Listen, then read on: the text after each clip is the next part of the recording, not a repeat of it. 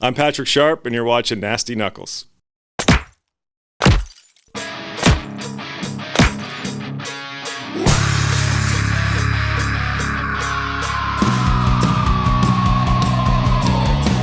You're listening to Nasty Knuckles, the Hockey Outlaws podcast, with your hosts, Derek Nasty Sotomayor and former Philadelphia Flyer enforcer Riley Cote, as they go behind the scenes with your favorite NHL players. Time to face off.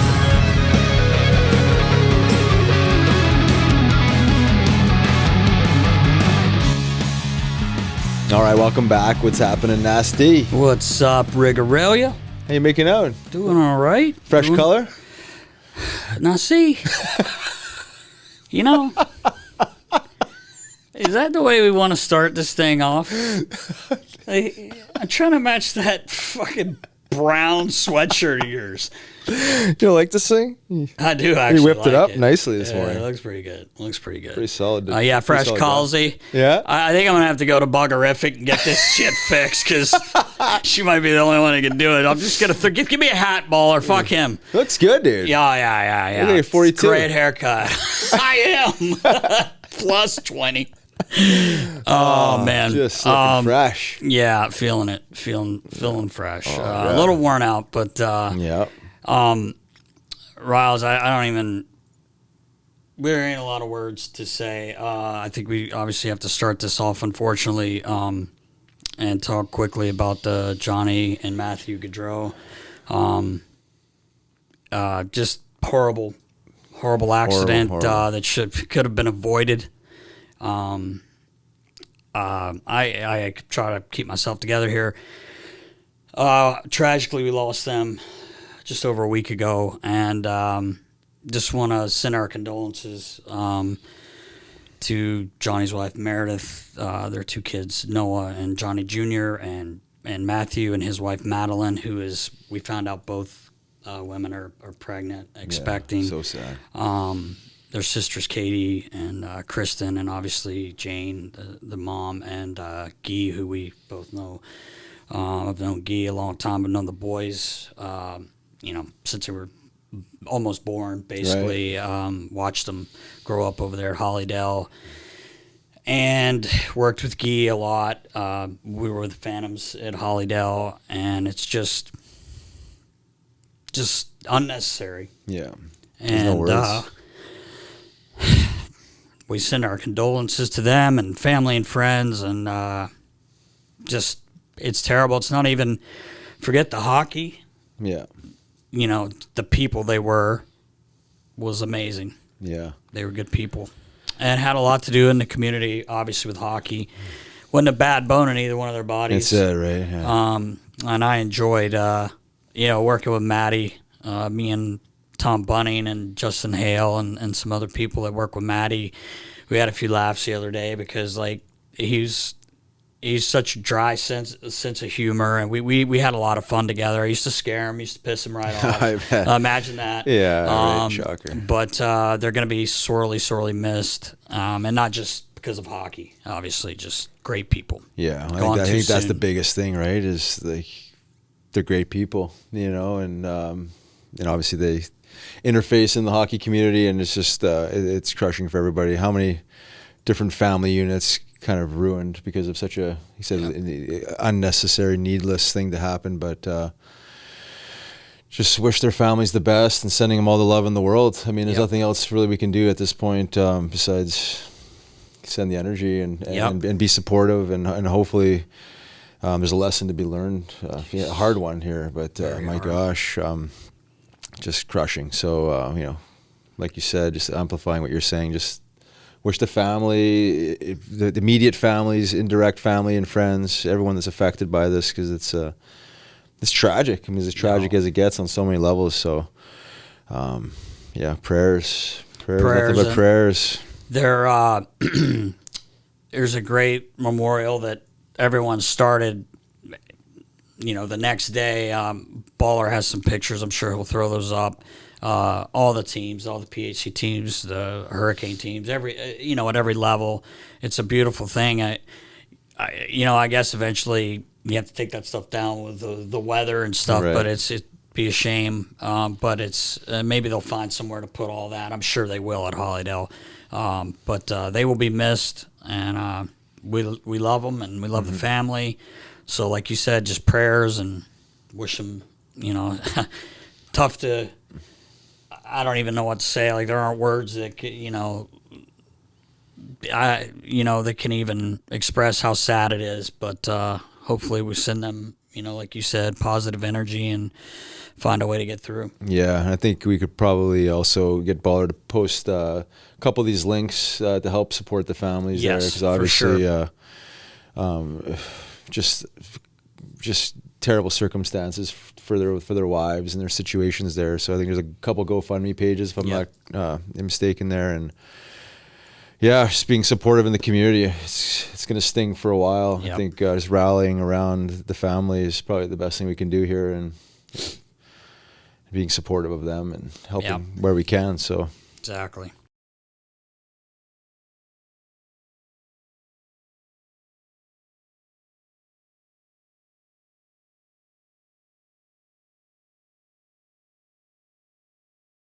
All right, Riggs. Now let's talk about these sick new chairs. I know we've posted these them. whole things. This whole thing. Oh man, these things are unreal. What a hell of a job. Jersey chair out of Winnipeg. Oh yeah, the peg, of course. Hey, producing high quality goods. It definitely are. You kidding me? This is unbelievable. Shout out to Bernard Foley and Neil Dawson. I mean, sending these, I wasn't expecting these. What a great treat, and they're comfy. They're just so well made, man. I know Baller's got a couple pictures I think he's thrown up, but they're unbelievable. Unbelievable, yeah. Super well done. I think I'm gonna have to get Elvis one for Christmas. I hope he's not listening or watching. I would say so. Great Christmas gift. I want to send them some stuff and get Elvis one of these, because these are unbelievable, and they literally are. They are really comfortable. They're actually ridiculously comfortable, and I got a lot of messages on Instagram and everything else about these chairs. Like they are fire, man. They did an unbelievable job. And Riggs, when I was unpacking yours, we'll get Baller to get a close up of this later, but. Your rookie card. Oh, look at that. 33? You might have 33. Oh man. That might you might have weighed 250 there. Look at the head on him. Yeah. That was an extra pregame meal that day. Yeah, that was. And one of my favorite things is why you put this on a card? Why would you put this on a card? With just 8 career goals in 183 AHL games, that should have mentioned the probably 100 fights or more, but it's clear Cote is no threat to hoist the Art Trophy. Art Ross Trophy. Ballers dying at you. Oh my That's God! Not right. How do they know? You obviously projecting. You kidding me? Like that's brutal. However, his size and willingness to embrace a physical role make him an asset to any team, which we all found that to be true. You have to beat me down a little bit before you built me back up there a little bit. But I thought that was a cool touch. They put that on there. Now, the one they had on my chair, I'm not going to show it. It just had a picture of me, and it said, "What a wheel." Yeah, wow. Are you shocked? Are you shocked? They didn't have my card. What do you mean? You were standing behind the bench? And... Yeah, I'm kidding. But I thought that was really cool that they threw that super in there. neat, yeah. That was really cool. Yeah. But we can't thank you guys enough. Yeah, Jersey These Chair, the peg awesome. representing. They're in the peg, and I'm definitely getting my son one of these. I'm going to order one of these. They are awesome. They really are. And we were talking earlier before we got on. I was on their Instagram this morning or yesterday and saw they did one up for Aaron Asham. Ash, and obviously the Islanders jersey there, but it was so well done. You know what? So perfectly well done. It's so cool. And you and I were talking yesterday. We had a meeting over in Aston, and we were sitting there shooting the shit. We were talking about Ash, about something else, and he could have had... he played on every Eastern Conference team, I think, except for Washington. Right? No, not every, but Devils, Pitt, Rangers. He played in Montreal. Here, Islanders. I said Devils, but I mean, what if they made one? One sleeve. You can't. There's too many logos. Yeah, I know, right? They'd have to be many logos, but yeah, Ashes is really cool. These guys do an unbelievable job. Thank you so much again. I appreciate you guys. These are awesome. Going to get some good use and a lot of visibility. Yes, for sure. Job well done. Appreciate you guys. Chair, even though they're in the peg. Hey, Jersey the peg chair. is producing some high quality goods. Obviously, they're hockey jerseys. So Yeah, I that's guess why. so.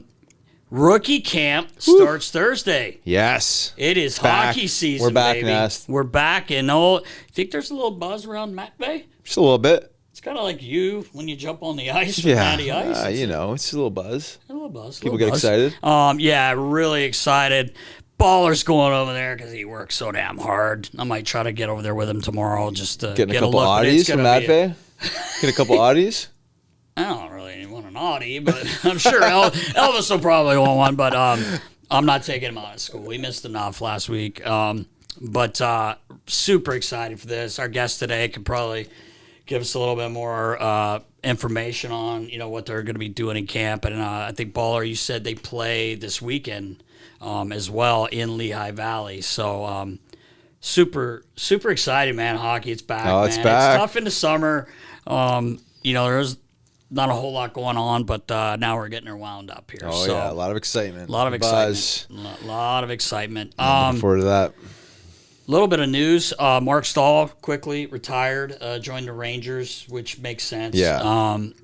Great move for him. Yeah, good move for him. And great pro, played a long time. Good guy. His brothers, I got to know him a little bit when I did the Bauer stuff a few years solid back. family there. Yeah, solid family, great hockey family. And congratulations to him. Great career, man. Yeah, hell of a career. Really good career. It's a great job. He kind of went like down that. your road with the beardsy and the long He did, hair. yeah. Because he was pretty clean cut most of his career, wasn't he? Yeah, he really was. Maybe he was like me and he just couldn't grow a beard then. And then all of a sudden he could. And then he's like, let's give it a try and let's do it. I wish you would shave yours, but we won't get into that This whole today. thing? Yeah, that thing. Get sponsored to trim this Talking off. about color. Let's color that thing up, boys. A little crazy food? A little Yeah, a little crazy, salt and little pep? touch of gray. I'm not tapping into Grateful Just for Dead. Man. Baller, cue the song. Touch of gray. Touch of gray. Fuck, who am I to talk? Jesus, but I'm Well, yeah, 60. But I'm 60. I know. And, So and you just layer over it so nicely. It just looks so perfect. put as much gel in it as you can so you can't tell. So you can't tell if it's gray or if it's just crusty from exactly. It is. It's like stiff. I know. It's it's awful. I'll put a beautiful. hat on for the interview. the gel. Got the spiky little tips and little bangs. You got Yeah. I don't say. I know. I thought you the were beeves? The beeves bangs? No. What? It was the nasty. I had it before Beebs. You Get did. it? I did. You did. I He think wasn't you're even actually. around when I had that. I don't know if he was even thought of when I had that hair. We gotta go back in the time capsule and We will, 'cause and, I got some and see who picky rocked the Bieber bangs first, you or Beebs. I have a picture I'm sending to Baller, and you tell me if I didn't rock it better than he did. Well, Although rocking it he's better. got $1 billion more dollars than I have. But You set the style. You might want to get I a little. said it. He should be little commission he should off be that paying me, haircut. but I surely wouldn't. Some of the style I've seen him like what he had on at that All-Star game. Maybe that shit's cool. I don't know. Yeah, I don't it know. might be. Maybe Maybe I had to swing it's the like style my around. mink coat, that big mink coat or fur, whatever that thing is. I haven't worn that yet. I gotta wear that somewhere. Mink? Yeah, not mink, but it's like a fur. I don't know how I even got it. Someone gave it to me, but it's pretty sick. See it. I got one too, actually. Do you? Yeah. Let's rock it. Like maybe Just to wore a it down clear at Burning party Man or last something. week. Maybe to a clear party. Let's do it. I'll do Wear it. our mink coats. I'll do it. Mine's faux. I don't usually real man. Yours is faux. Quickly, I want to say quick congratulations. Last weekend we went to Rochester with Elvis's team, the PHC 2014. Went 6-0. The kids played unbelievable, man. It was so much fun that we ended up winning the tournament in Rochester, and just want to congratulate the boys. Elvis and his partner, they both went 3-0, but the kids played unbelievable in front of them.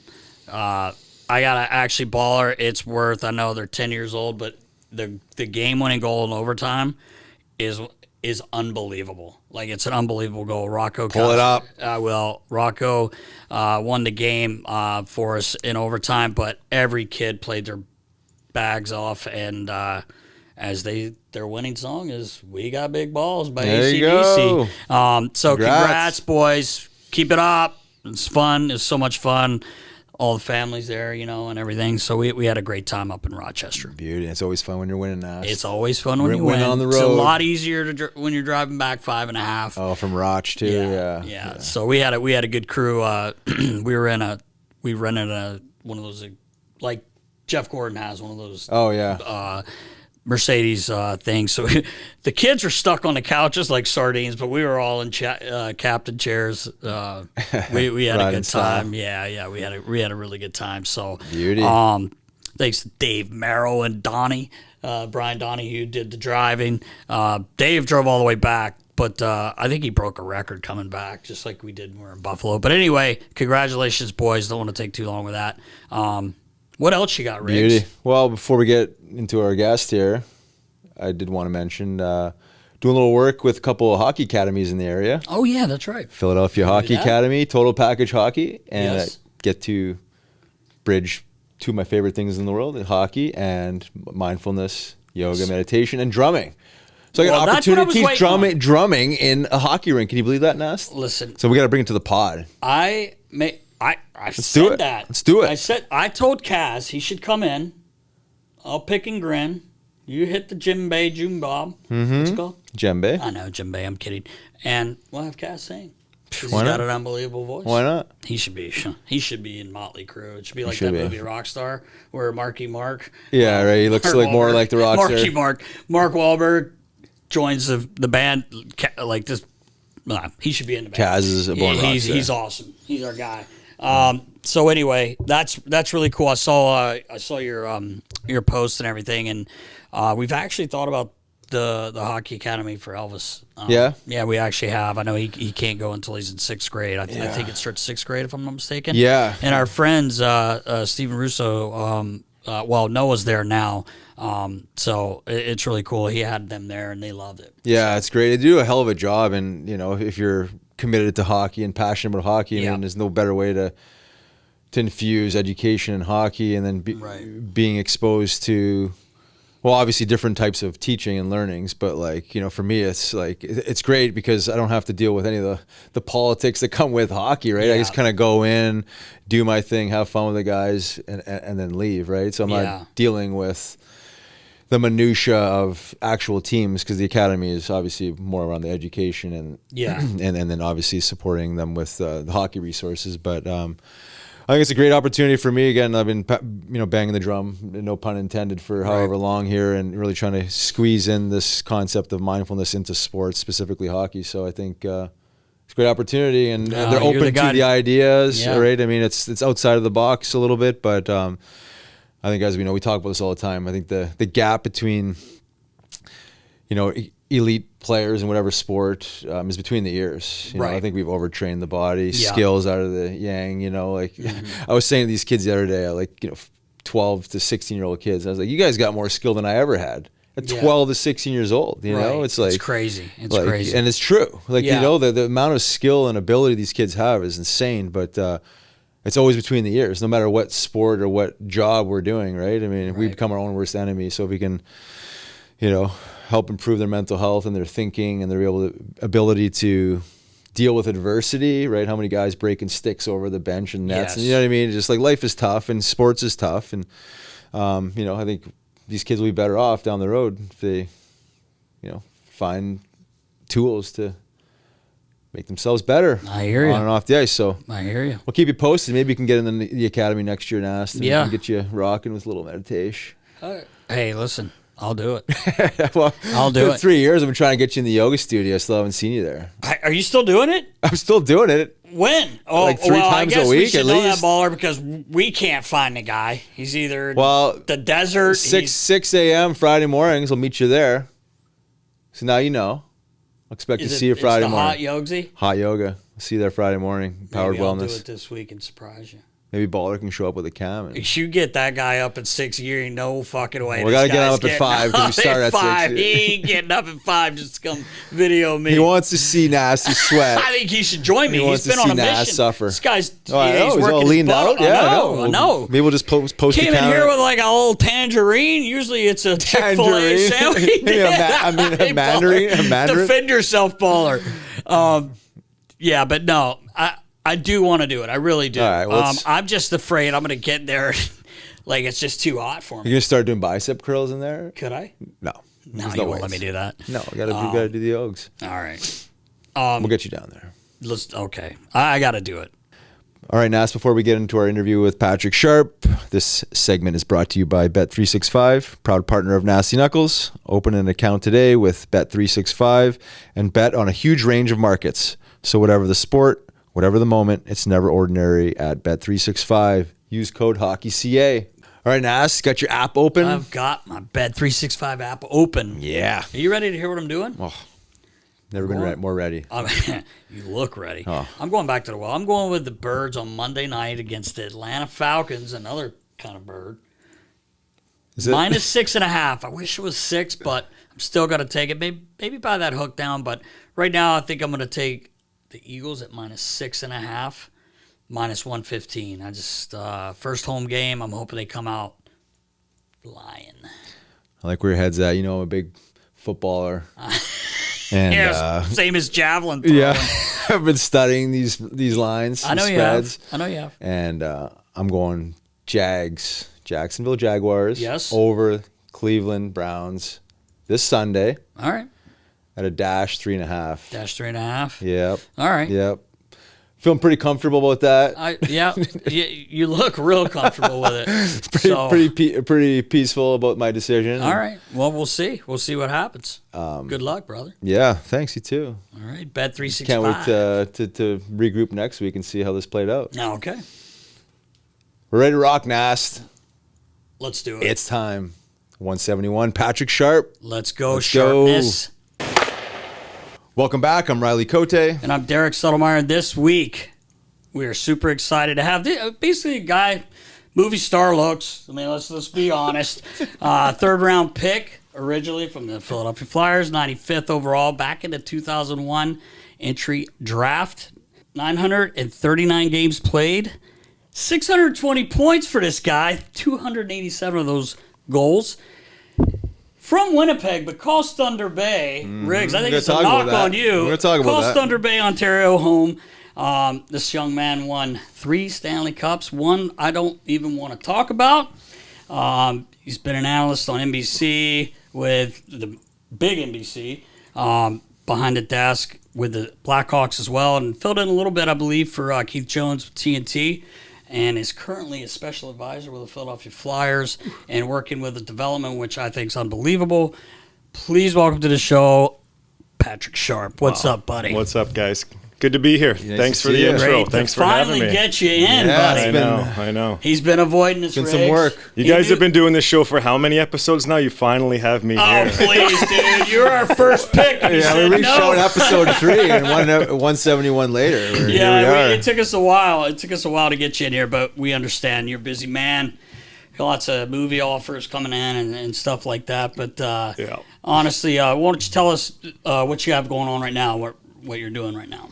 I'm enjoying what I'm doing right now, working with the Flyers organization again. It's been a while since I could say that. The intro was correct. I was drafted in the 3rd round a long time ago and kind of went through the development process here in Philly, played most of my time in the American League with the Phantoms, and learned a lot in those years, went off and finished my career with other teams, but it's kind of full circle to come back to be in Voorhees, chilling with you guys again. We have some great memories and a few good laughs that we've had over the years. Doing a lot of different things with the team. This first year with the group, I basically took it all in, learned as much as I could. I mean, it's tough when you switch organizations. You gotta learn names, the training staff, the players of 2 teams, all our prospects, the front office, everybody involved. I tried to take in as much as I can, and starting year 2, I'm ready to have more of an impact on the group, and couldn't be happier that the season's starting right around the corner. Yeah. That's great. Yeah, I mean, I'm sure everyone in the Flyers organization is happy to have you back here, and obviously got a ton of wisdom from your pro years, Stanley Cups, and all that good stuff. First thing we got to do is bring back these purple jerseys for the Phantoms. right? Man. The Those Purple things- Rain. Remember, we were just on a Those were sick. legendary Shifted. run. Once we wore those jerseys, That's we never right. lost in those things. That's right. I don't think we lost a game in those perps. I know. It's unbelievable. What a And then team. they had That to was cool. tweak it and bring in the blue. And Yeah, they did bring Take a the- little, but they don't well, the wear blue- blue jerseys though. Not blue jerseys, but they the do blue. have There's purple. no more Yeah. purple left in They're the still fans. nice uniforms, They are. but They are. nothing They beats are. those purple Purple fans. jerseys, man, in the Spectrum and then the Wells Fargo Center in the playoffs. They were insane. Right. The purple, were. the purple flood. It's still hard for me to say the Wells Fargo Center because it was like It was- the yeah, right. First Union Center. Yeah, that's right. And then it was the Wachovia Center for Right. years, I Yep. think. Right now Yeah. it's Was the it Wells the Core Fargo. States at one point too, or was that the Spectrum? I think that There's might been have a been the ton of names. I Spectrum. don't even know. The Spectrum was great. Yeah, It was that Wachovia a when we cool won, place. right? Yeah, for sure it was. Yeah, but I was gonna say, like, it sounds like you're wearing a lot of different hats. Maybe in this past year, is it becoming more like define your role and where you need to be and what you need to be focusing? I think on? I would settle mostly with the player development staff. Riley Armstrong and Nick Schultz are doing a great job with that. We have a pretty cool group of people involved with it. Johnny Leclerc jumped on board as well. Right. We got The two groovy UV guys. that's you gotta right. Keep them together, right? The Vermont boys. I think you're only supposed to have one Vermont guy on every team. We got two, so Exception. Two pretty good Yeah, ones. right. though. Two pretty good ones. Big Sammy Moe is involved with the player development. That's right. Chris Stewart as well. So it's a fun group that we all kind of bring a different element to it. But it's really exciting to be with the young prospects. We have a ton of them up in New England, in the Midwest. I can pop around and see those kids in their environments that they're in. Let them know that there's no rush. Pro hockey's here waiting for them, and that we've got a great support staff to help them out along the way. And that's really what I brought this year to the group. I think that's my most valuable asset right now is just telling my story of my journey through my pro career and kind of trying to relate to these kids. I'm reminded every time I see them, whether in junior hockey or college, of like what they're going through. We talked a little bit before the show about my mental side of the game. Yeah, you know? for sure. We see the on-ice product. We see the shot and the speed and everything, but there's so much more that goes into being a pro behind the scenes, between the ears, and that's been a fun part of the job that I've really enjoyed doing. So more of that coming this year, and who knows, try to help out whatever way I can. Yeah. I know I was going to say, like, you're not that far removed from playing. Obviously, I think 2018 was your last year, if I'm not I was mistaken. 36 when Yeah, I you're stopped 36, and you look like you could still play. Some of the kids were saying that, watching you on the ice, and actually watching that game where Riley Mary chased me down? he diagnosed his own knee injury, by the way. I don't know if you missed that part, Sharpie. He comes off I hear the horn go. I've told this 100 times. Everybody's sick of hearing it, but I got to tell you this.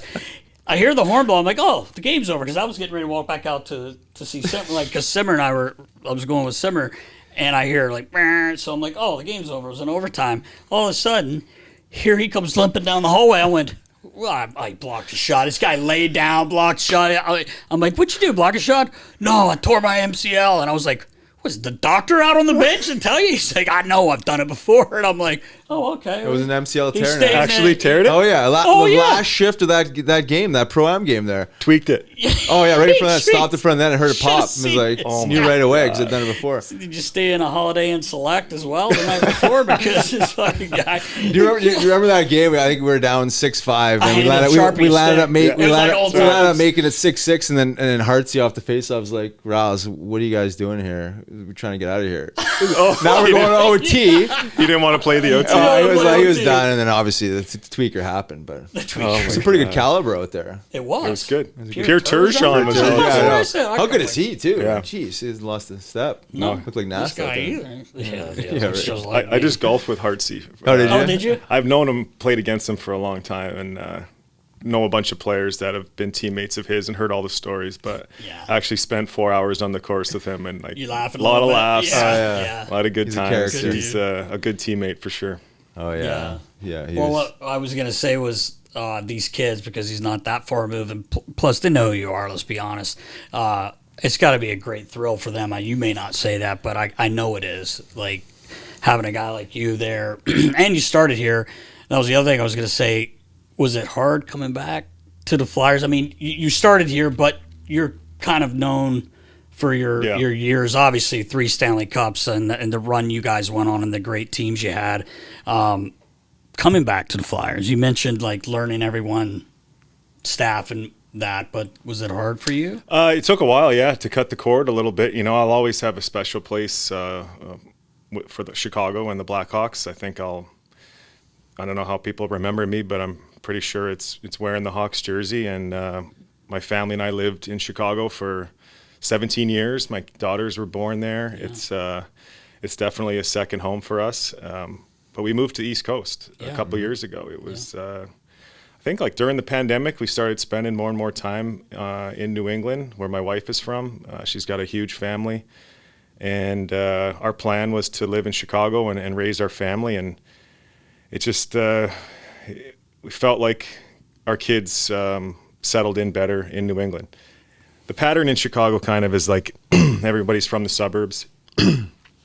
They get married, have kids, and once the kids get old enough to get through school, they were all popping back to the suburbs. So we felt like our kids weren't really growing roots in the city there. And for whatever reason, we moved back to Connecticut. And there's a lot of hockey on the East Coast. Shortly after that, Jonesy got the job here in Philly.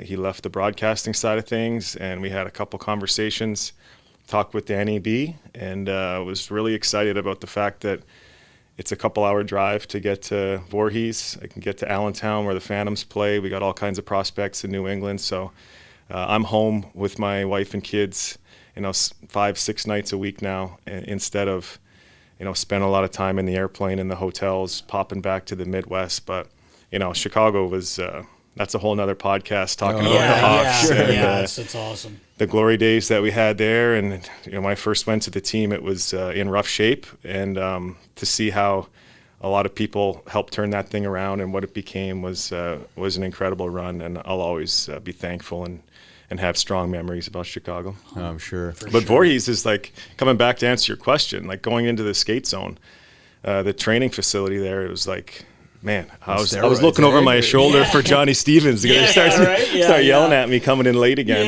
But it's fun to be back, and it brings me right back to like 2000 to 2002 era when that's when I was here playing for the Phantoms. And I didn't really think about it a lot when you're in the middle of your career. Age 30, 35, whatever. But now it's like, I remember what it was like being a 21-year-old kid living in an apartment by myself for the first time, trying to figure out life on your own and what pro hockey's all about. So it's been awesome, really happy and excited for this year. I was going to bring up your first season as a pro in 2002, Johnny Stevens being the coach. Great guy, good. Obviously, we're staying in touch with him. He's here in the shore in the summers, but just a great man. But I was looking back last night at the teams from your rookie year, like Mark Greig. Oh yeah. Now his son's playing in the NHL. It's like, talk about making me feel old. I used to send Ritter sticks all the time, because Gregor's too freaking cheap. You are, Gregor. I'm sending him Simone Gagne sticks. Ridley's like 10, and he's using a 95 flex, and I'm like, bro, buy this kid some sticks, man. But he goes, he can snap it with him, and obviously he can. Worked out well. He's got a good slap shot. Yeah. And, well, I was Let's bring that clip look what I said. Slapper. I was like, what were your thoughts on that when Ritter went down and took that slap shot? It was great, man. When I saw Ridley play, and I realized it was Gregor's son, I was like, that kid's going to be a pro. He's going to be a player for sure. Just he was our captain on the Phantoms. Mark Greig was, wore number 9, and was just like too good for the American League. Scored every game, was in great shape always, always said the right thing. Just an awesome captain to have as a 20-year-old rookie in the league. I actually took his jersey number. Yeah, you sure did. I remember I came in wearing 16. Yep, that was my 16. junior number and my college number in Vermont. And then I looked up in the rafters there and saw 16 is going to be unavailable for this organization, so I need to make a switch. It took Gregor's number 9, but yeah, you could just tell that Ridley is just like his old man, just a good hockey player, and he's got a bright future for sure. Yeah, for sure. Like I said, I was looking at that team, and sometimes you don't forget about guys, but you just, but I'm like looking at Brad Tiley, obviously Litz, who you played with for a few years. I see him a lot in the rinks too. He's a great guy. Yeah, and I was just looking at Niittymaki was with us, and popped in my head. I don't know if you were with us because, you got called up for 3 games individually, right? That first year, but we were in, I believe we were in Louisville. Did you ever play in Louisville? I think I know where you're going with the story. Well, was it Cincy, though? Was it Cincinnati? Was it Cincy? I thought it was Louisville. It could have been I'll Cincinnati. let you tell the story because the Nitty story I have is Cincinnati. Okay, well, I thought we were in Louisville, but I could be wrong. But we all went out, team. We had Johnny gave us the green light because the next day we were just traveling, and that's always fun, hungover on a bus. But when even I was young then, it's not as hard. But we're waiting on Nitty. Where's fucking Nitty? Let's being the good roommate he was, had his stuff packed. Next thing you know, cherries. 5 a.m., right? 6 a.m. We're trying to catch a flight. We're trying to right? catch a flight. Here comes a cop car. The guy gets out from. Here's Nitty. Nitty gets up in the morning. Walks in the back like nothing fucking happened. Just open himself out of the back of the cop car? The cop car, they had to open it up. I was going to say, yeah. And he gets out and we're all like, oh no. And Johnny's one eye's just spinning. And he's like, morning. And gets on No the big bus deal. and found out, he just ended up at a party and safe ride home. Didn't have a ride home. Yeah, well. Everybody passed out or whatever, and he starts walking, and a cop picked him up. Wow. Thank God, because I remember that. I was in the gym working out that morning. Yeah. That's Fully 6 a.m. hydrated, Fully rested. hydrated. I was wondering why Sharpie didn't go out with us that night. It was crazy. Well, he's preparing for his next game like a pro. Yeah, that's right. That's right. Your second year with the Phantoms, you actually you spent a little bit more time in the NHL and kind of were starting to establish yourself. And then the third year is the lockout, in which we were just talking about the Purple Rain there.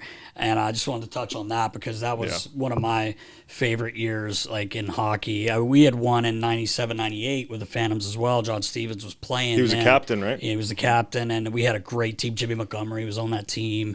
Mikey Manilow. Yeah, Manny. Fuck, we just saw Manny. We had our 25th anniversary last summer. But anyway, you got caught up, like I said, and you played more in the NHL that year. But then we come back to this year, and this guy comes onto the scene. I don't know if Sharpie saw your twigs the first day you got there. He didn't need to. He was coming in to take his job. It was Hartford was the first game. I remember that. Because there was a weird setup in the dressing room area, and I was directly across from him, and he shirt off, and you were getting ready to do your thing. I didn't play that game, no. But he was fresh out of the Central Hockey League. I was like, who did we just pick up on our squad? I've told this story too 100 times, but I'll tell you real quick. Homer's like, his gear's in the locker room, just get him set up. I don't think he's going to play tonight. So I'm like, all right. So he's got a wood blade with a shaft, right? He's coming from Central League. All you guys are just getting into those one piece at the time. They were pretty new. And CCM were pretty new. And no one liked them at the time. But they've come a long way. They have. They really have. I saw you using one on the ice there. Yeah, don't tell our boy. TimmyPar.com. But I won't tell the Bauer guys. I should say Froggy, Nick Perot, he won't be happy about that. I had Timmy Parr at the beginning of my career. Yep. With you, and that's why I started using Bauer. Yep. Head to toe Bauer my whole career. Yep. And when I went to Chicago, Nick Perot was the guy. And talk about making somebody laugh. He could tell you stories. Buddy. And that deep ass voice. He's the best. God. He is awesome. He's the best. He's awesome. Where was I? What was I saying? You're opening up my bag. In Hartford. I go down and I'm like, let me hang his gear up. Might be wet. I don't know. I pull his blades out. Sharpie. I call Homer. I'm like, is this guy right-handed or left-handed? His fucking stick was straight. Hey, nice legal max. Oh, yeah, max blade. Win some face-offs. Like Wayne Gretzky's. It was straight as could be, and I'm like, is he right or lefty? Like, I don't fucking know. That's great. He goes, I don't think it matters. Riles was a big part of the team. And, I remember that year. And going back to like my Phantoms career, the 3 years I was with the team. My first year, played 3 games in the NHL, basically just filling in for injuries. The rest of the year in the minors with the Phantoms. Broke my ankle that year, which actually turned out to be like a pretty good blessing in disguise. I got to sit back for 10 weeks and take it all in and learn what pro hockey's all about. I broke it in November, came back in February. It was actually the same year that the Eagles went to the Super Bowl with McNabb and T.O. And my left ankle, it was a spiral fracture on the outside bone. I think it's fibula. I should probably know that. Anyway, like a month later. You don't know, Doc? Dr. Coates. You only diagnosed MCLs. But whatever the injury was, like 5 weeks later, T.O. did the same thing. Same leg, broken ankle. And he was back in like 4 to 5 weeks in the Super Bowl, and it took me 10 weeks to get back. I was like, Jimmy, Mac, what's going on here with the rehab? I got to go train with T.O. Something. Yeah, I don't know what they're doing. So that was basically the first year. Second year, I came back a little more prepared mentally and ready for what was coming in the American League, and did well there. And played, I think, 40 games or 41 games up with the big club. Not because I really deserved it, more so that we were thin on center ice position, and we had some injuries with the Flyers, so I got to fill in, sit on the bench, play 6-8 minutes a night, and really like take it all in and learn. There were some big hitters on the team back then. I mean, we can go back and look at the roster, but there were all-stars everywhere, Hall of Famers everywhere, and I was more of like a fan at that time than a hockey player. You must have to pinch yourself, eh? Oh, yeah. JR, all these guys you played Keith with. Primo was a great Keith captain. Primo, JR was in the height of his he was a superstar, JR at the time. Great guys everywhere you look. And even like the opposition, seeing like Jerome McGinley coming to town, I'm like, oh my God, that's Jerome McGinley. Can I get his autograph? right. And then the following season, there was no NHL. So I was on the final year of my entry-level contract. I got to play the whole year, stay in the same condo I was living in, go to the same practice facility. And a lot of these other guys that were playing in the NHL were scrambling for places to play. Some guys didn't play. And talk about perfect timing, it was just really helped me complete the development process. We had a good team all year. I was able to, it's my third year pro. I went to the All-Star game. And we were ready to go on a deep playoff run, and then with a good team. And then we add Kartsy, we add Richards, so it's like now we're primed to win this thing, and we did. And I learned a ton in that playoff run. Johnny Stevens, I think, has to be like the most influential coach I ever had in my career. He really was hard on me for a couple years there, and for good reason. I was a dumb kid coming out of Vermont, be at the rink at 9, I'd show up at 8:59, with like flip-flops on in January, He's like, he made me be a pro. He taught me how to compete consistently, and we won that cup that year. It was like those memories I took with me for the rest of my career, and like those big games we played in Chicago all the time. It was like I learned how to do that with the Phantoms, and it was awesome. One story I never really told anybody, I want to tell it on your podcast, about Johnny Stevens, was lockout year. We're in the finals against Chicago Wolves, and we're up 3-0. So we got home ice, game 4, cups in the building, and it was after morning skate at the skate zone there in Voorhees. I came into my car, and there was like a note taped on the steering wheel of my car. And I was like, oh, what is this? What's Nasty up to now? What's going on? Open it up, and it was like a really nice handwritten note from Johnny. I won't say everything that it said, but basically it was like, hey, I've been hard on you for the last couple of years, but I did it for a reason, and I think that you've responded, and you're handling yourself the right way, and tonight you're going to be a champion. Amazing. And I was like, man, I'm going to run through a wall. That is Johnny. That's Johnny. That's Johnny. And we won the cup that night, and I carried that note around with me for like my whole career. Wow. I put it in my road bag, and that's awesome. I just still pumps me up now to think about what that made me feel like at the time. So it's like a guy's hard on you, and you're like, is this really personal? Is he just being a dick, or is he really want me to be good? And then that was the moment where like we had that special bond, and no surprise he's gone on to win cups with LA, with Vegas. I mean, the guy's a winner. He is. He knows how to do it, and definitely helped me out a lot in my career. Yeah, I know for sure. And I have similar stories about Johnny too. Maybe no notes on my dashboard or steering wheel, but like similar things where you wonder where you stand sometimes, because he's challenging. He can be challenging, but you know Johnny for years. Like he's just got your back, and like it shows. He cares. He cares. He cares, and that's why. Ultimate team guy.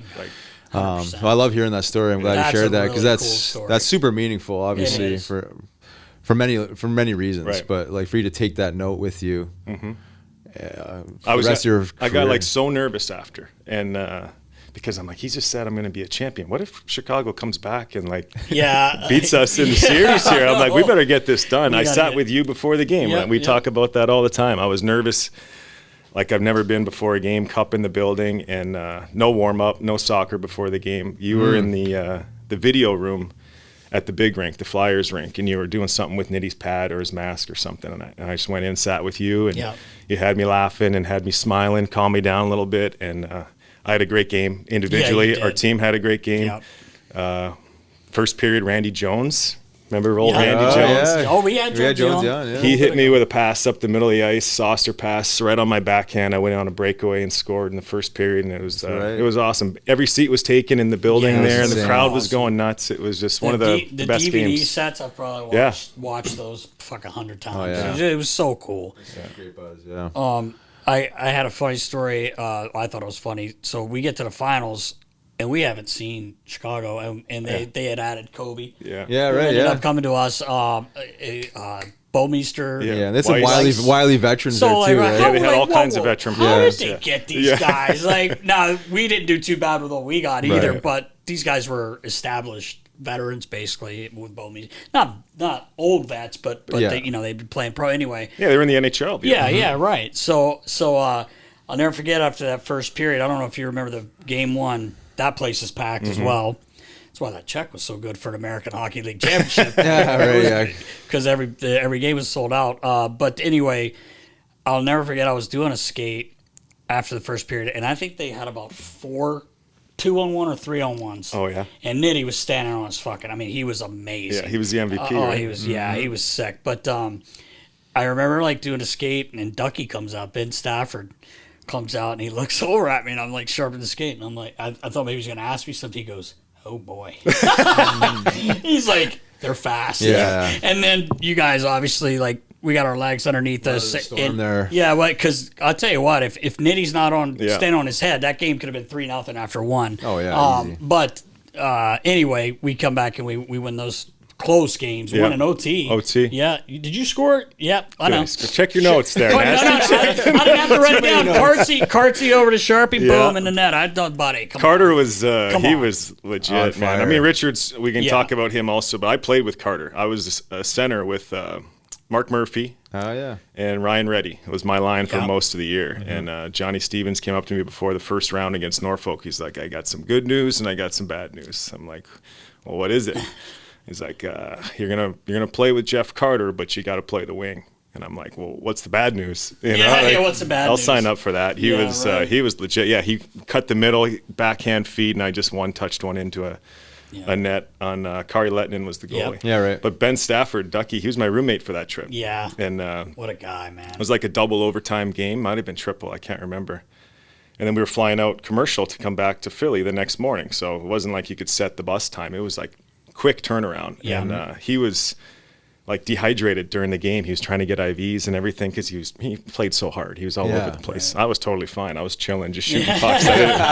But it was middle of the night, maybe 5 a.m, and I just heard in the bed beside me, and he was just cramping up everywhere. Hamstring cramps and whatever else. What a dude he was, eh? Oh, Ducky. Yeah, he's good great. Man. Yeah, great guy. So after the lockout year, you start with the Flyers. You got your first one-way deal. Yeah.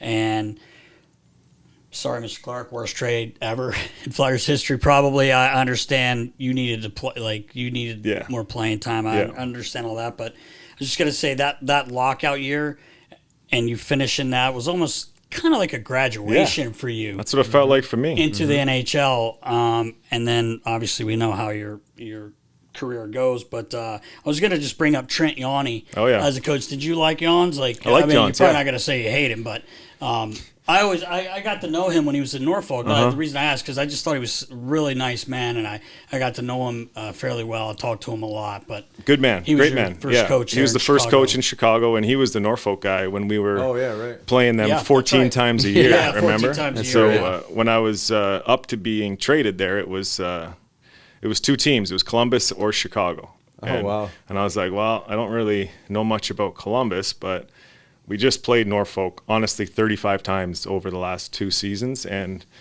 Jans is now the coach of the big team, and half those guys that were in Norfolk are up with the Hawks doing well. So, these guys know I can play. They saw me in Philly. Maybe they'll give me a good chance to get some ice time. So I chose Chicago. And that's and Jans, down, eh? Yeah. Jans was the head coach, and he was really welcoming right away. You could tell that. I went 25 games without scoring a goal for that the Hawks first year to start my career. Yeah. That's right. Yeah. So I needed to play. I needed to show everybody, hey, look at me. I can be an NHL player. And then I get the opportunity. 0 for 25. So I was like kind of freaking out there. But Jans gave me a long leash, played me a ton. And if it wasn't for that opportunity, and then probably the next year as well, who knows what would happen for my career individually. But we got it all figured out. Yeah, you did. And I do, real quick, I don't mean to interrupt you. Nothing against Matt Ellison. Love Ellie. Yeah. Great guy. Good hockey player. But the way it turned out is what I meant by. For sure. I hate to see we lost Justin Williams. We lose you. 2 young guys that go on. How many cups did they win together? All together, 6. Together, but between you two, I think. Who's counting? Yeah. What? I thought you were going to come in here with all of them on. Yeah, right. Sorry, Ross. Go ahead. I just want to say that about Ellie. I love Ellie. Yeah, me too. And I was just going to ask about like the mindset, not scoring 25 games, and maybe the conversations with Jans. It's got to be extremely frustrating. Oh, yeah. But like, how does that play out? Like, is there anything that you can remember doing or changing, or is it just one of those things that you just had to accept as it was? And I think it was just a part of, like, we touched on it before about the mental side of the game, and that's really what it was the walls were caving in for me. Yeah. When that was going on, 25 games without a goal, after telling everybody that you're an NHL player and that you deserve an opportunity and that here's your opportunity and not much is happening. It sounds dumb, but I was playing okay. I was playing a decent role on the team. I just wasn't scoring, and that number was weighing on my head and my brain. And I actually went home it was the 2006 season, 2005, 2006 season. So the Olympics were in Italy. So we had a big break in the middle of the season. And I called my parents, and I enrolled in Lakehead University in Thunder Bay, Ontario in December, January.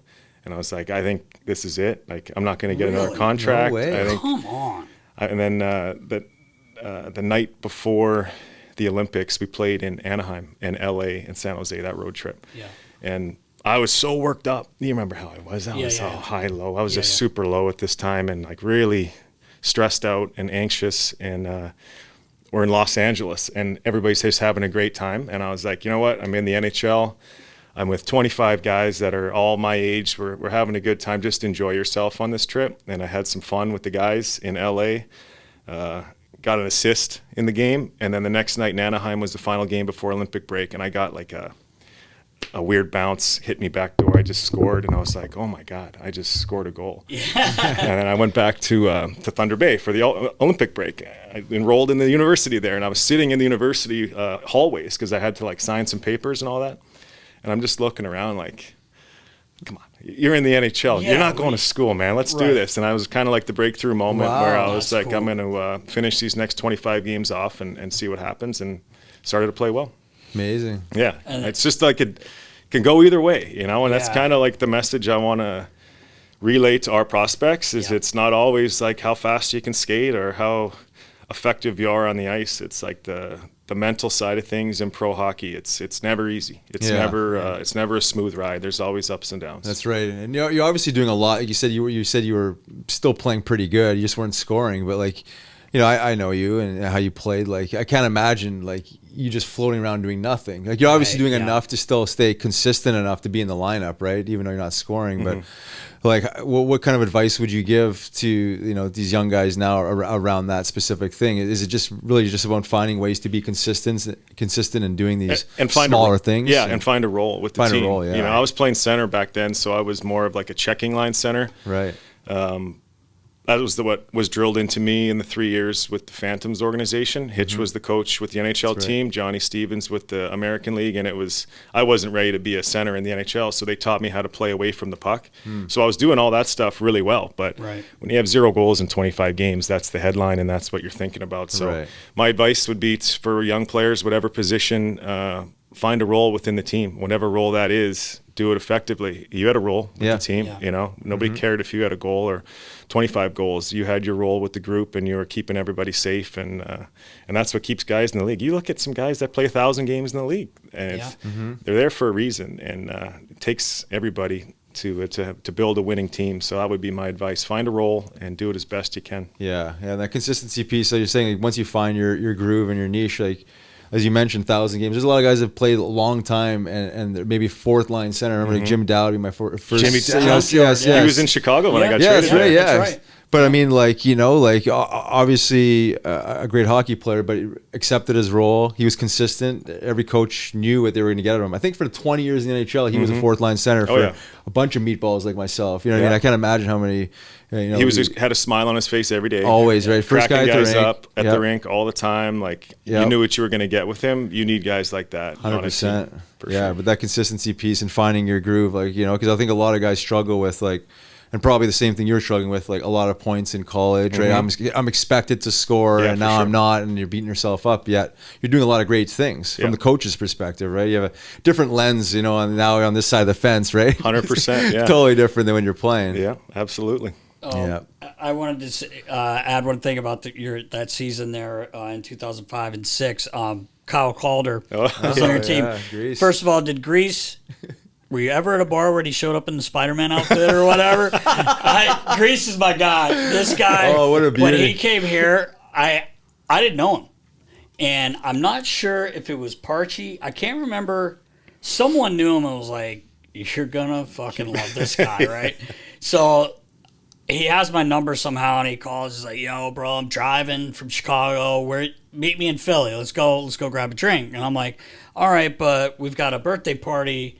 Darren Hatcher's Hot Heather Hatcher, Triple H, my girl. I'm the only one allowed to call her that, by the way. Triple H, it was her birthday. We're over at Kaminsky's.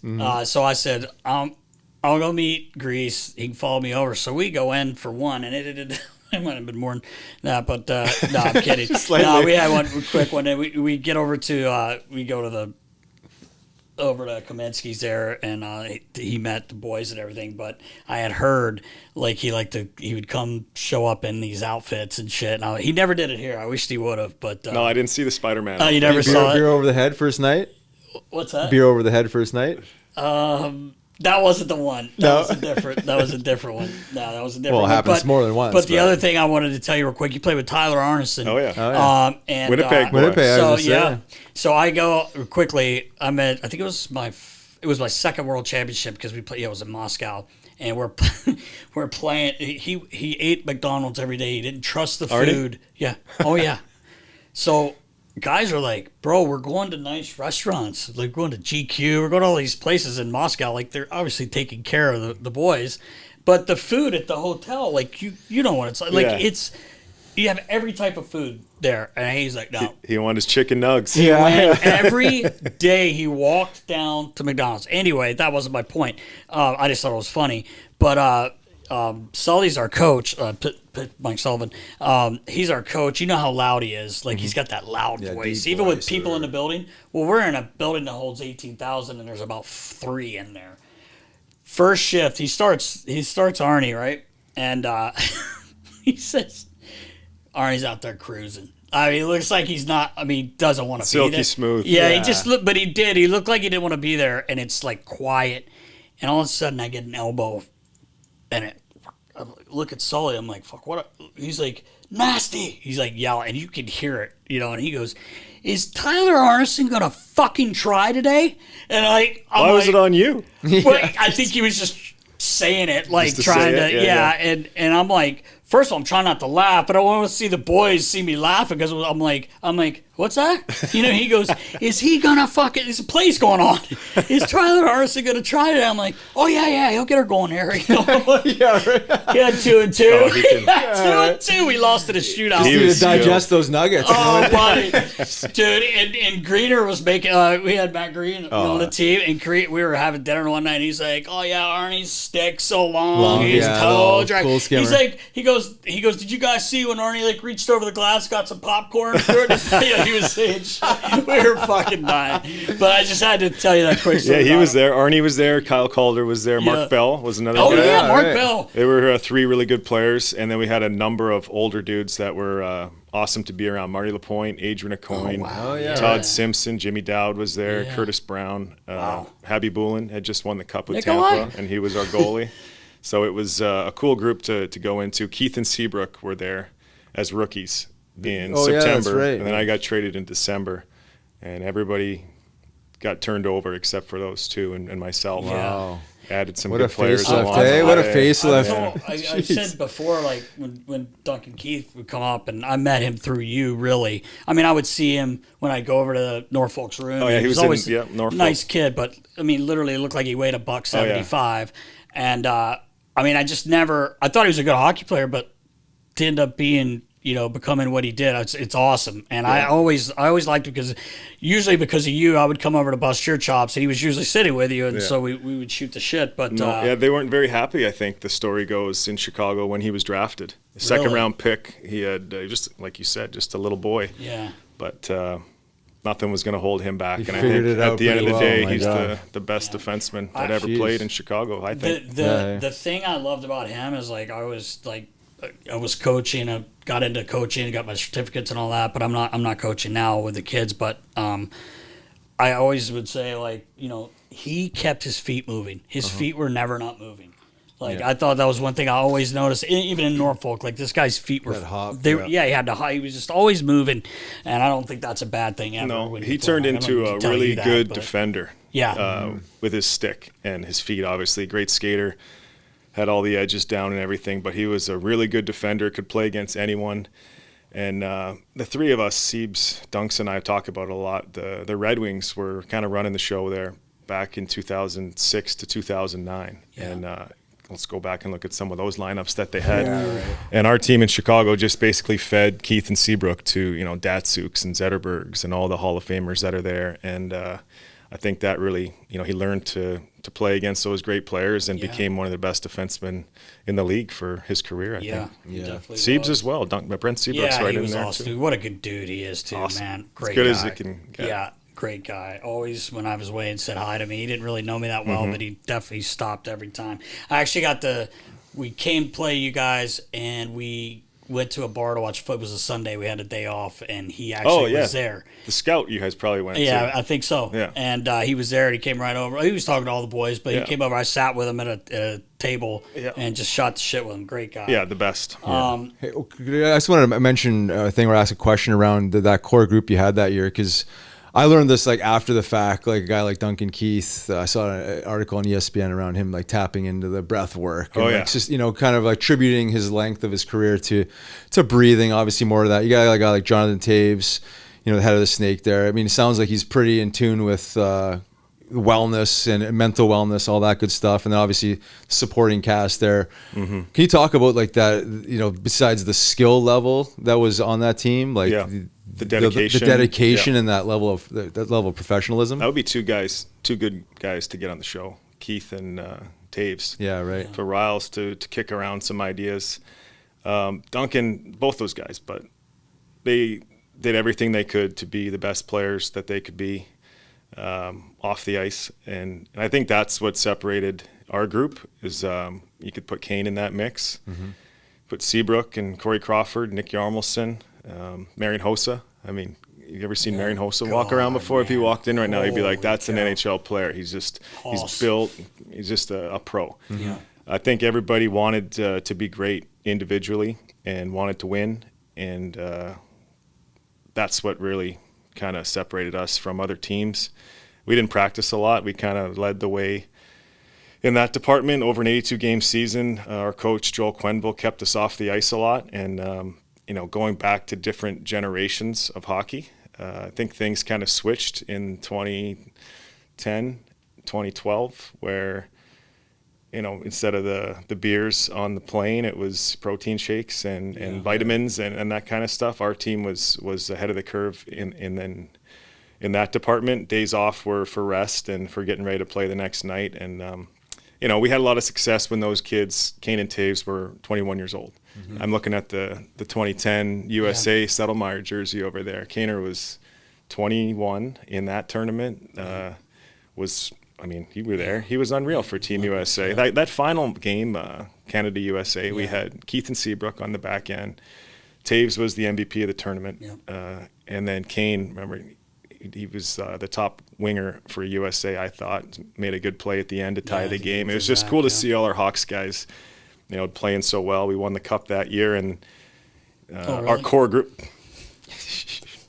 I forget who we played. It all blends together. But after that, we just kind of playoff tested. But the off-ice stuff, taking care of yourself, everybody was in great shape. Fitness testing didn't matter because our organization knew that our guys were getting ready to play for a long season. And they're all pros, man. They were all like great individual players. Yeah, and you just build that culture, right? Where everyone just kind of buys into it, and you see this model or this type of dynasty, have happened before with Detroit and other teams, right? Is to have the core nucleus guys that build this foundation of professionalism and a certain standard of off ice, on ice, right? Yeah, the way you're carrying yourself, and then everyone that comes in the organization just sees you guys, and it's like, this is the way it's done, and that's why you have such a long standing, run of success there, right? Yeah, I think so. No other way. And credit to the organization for bringing in the right type of guys too. That was like salary cap stuff was going on too. After the 2010 series, we lost half the team a week later. Literally 11 guys got traded because of salary cap stuff. Same thing in 2013, again in 2015. So they were constantly bringing guys in and out of the building, but that core group did a real good job of kind of setting the tone. Yeah. I was going to say quickly, just going back to your 2006-07 season, you hit the 20-goal mark. Yeah. And I just was going to Denny Savard came in. He took over for Trent. Was that like midway or like pretty early? I think it was like November of the fall. Yeah, middle of the season. Say, just everybody do spinoramas and you'll fucking cut in, spinning. Must have been pretty cool. That guy's like highly reels, insane. But I don't know how he was as a head coach. He was great. He was a player's coach. He was a player himself, Hall of Famer, and that's what he knew best, to relate to the players. Funny guy. Became a great ambassador to the team. All during the cup runs, he was there. With the fans, representing the Hawks the right way. I'm thinking of funny Denny Savard stories. One time the ref came over to the bench and was like, we didn't have a guy in the box for like a penalty or something. He's like, you got to get 18 in the box. And Savvy goes, 18's up in the rafters, pal. You got the wrong number. 18's up in the rafters. You should know I'm a Hawk. That's great. Yeah. And then 2007, 2008, you were just talking about these teams and how you guys started building a dynasty. Pretty good draft year for the Blackhawks. You actually scored 36 that year. Mm-hmm. You really stepped it up. But that next year also Q's hired. You start seeing things changing now, right? For you guys. We had a bunch of good players on the roster, but we were all just kind of good players. And when Joel took the team over, he made us a team. He put guys in different positions and spots in the lineup. He was a master of finding out what you did well as a player and then getting that out of you. It wasn't like, oh, Riles can't do this and Nasty can't do that. It's like, well, what are you good at? And let's put you in that position to succeed and do what you're good at. And our team took off that year. We went to the conference finals, and the Wings got us.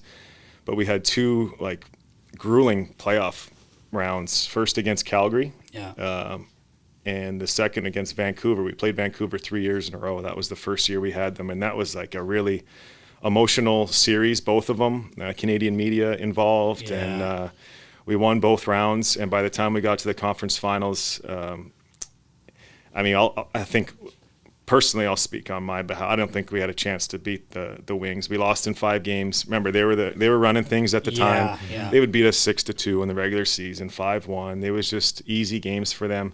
But we were coming, and we were getting better. And that series, it wasn't a blowout. We lost in 5 games, but we competed. And we learned a lot in those 3 rounds in 2009 as a group. And when we returned back for the next season, it wasn't the expectations of let's make the playoffs. It was, let's win. What are you going to do with the cup on your day when you get it? So that was kind of the mentality, and it was a special group. We had it was a special year for the Flyers that year. Although we lost, legendary run. It was just we come back in that 3-0. Yeah. Oh yeah. I mean, it was. That I got to do the Olympics that year, although I lost that too. But I'm a fucking loser, boys. If you don't know by now, my fight record's 0-4-1. I don't even have a win there. G keeps reminding me. Claude Drew always reminds me that you're 0-4-1. No, seriously, we get to the finals and we're facing you guys and you know, fucking Ben Eager's there. We knew a lot of guys on the team and Benny scored the game winner in game 2. Was it game 2? Game 2. Game 1 was a high scoring game. I was going to say the first. I didn't know if anybody was going to make a save that first game. Like it was a high scoring game, and then you guys won I think 2-1, right? Was it 2-1 or 3-1? Game 1 was 6-5. It was like a back and forth chaos, and then everybody kind of felt like game 2 was going to tighten up, and I think it was a 2-1 score maybe, 2-1, and Benny Eager scored the game winner, former Flyer. Yeah, right. Sure did. And he tucked one. Good shot. Yeah, he did. And I was going to say, you guys played 20. It took you 22 games, and you had 22 points. Were they all against us? Because what's that? You had 22. You had 11 goals, 11 assists in the playoffs. Were they all against us? No, like as Sharpie, I saw it for a few years. I felt like you scored every time you played against the Flyers, but coming down the right side, I think up behind you. Thank you. A little wing, yeah. And you know what the worst part of it was, Riggs? And I think I told you this. So when we won with the Phantoms, did you get an empty netter or was it just a goal? But you came over, we hugged. Both. I was on the bench. Oh, yeah. Came right to you. I got a good video of it. Sharpie and I hug. And then they beat us in our building, you know. Great series. They win. So I'm like, the guys we know, I'm like, I was fighting back tears at the time, but I want to congratulate him. Sharpie comes over, I'm like, oh man, like, you know, give me a hug. He gives me a hug and he gets me and he goes, suck it, nasty. Nah.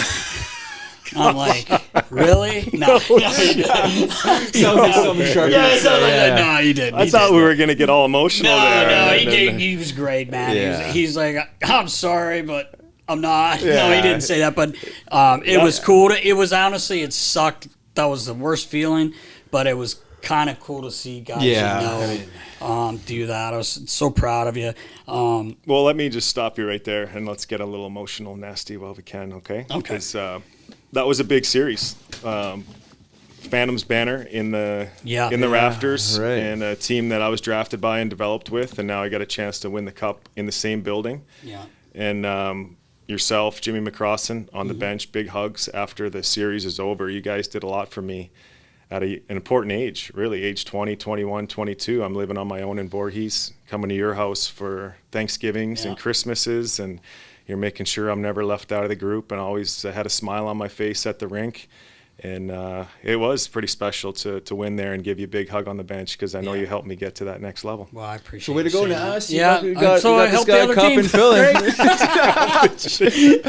Way to work for the opponent there. I know. No, but I was so joking. proud of you know how much we were close. Yeah. And we've stayed close, and I was super proud of you. Then I come back to Philly like years later, and I'm not even in Dallas at the time, and I look over and see Nasty on the bench, and he just goes, "You big time."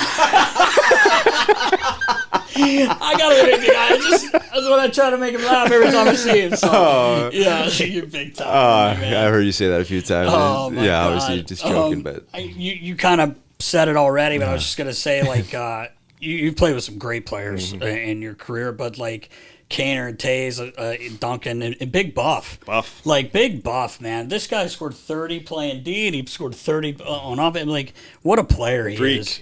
Freak. Yeah. Biggest, strongest, heaviest guy I ever played with, and a beautiful skater, great athlete. Yeah, right. I think of all the players I played with, he's the one that his name gets brought up the most in telling stories and having laughs and smiles about. He was... he's his own guy. Anybody that knows Buff knows what I'm talking about. He's enjoying his life now. He's got a beautiful family. He loves to fish. Yeah, oh man, I was at a tournament this weekend. We snap almost daily.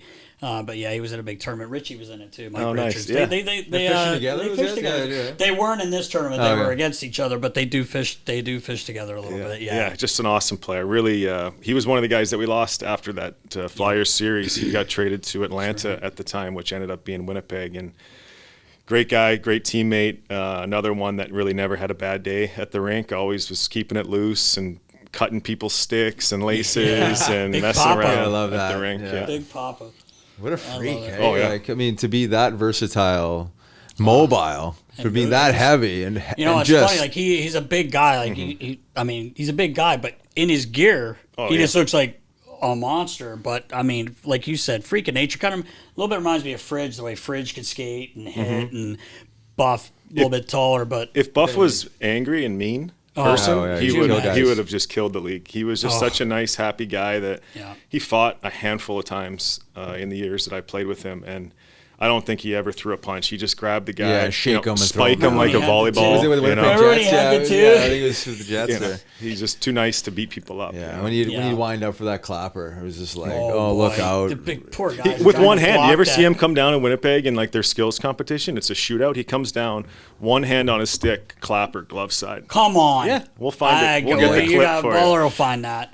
I was gonna say your second cup. I'm sorry, we keep trying not to keep you all day here. I know you're busy, man.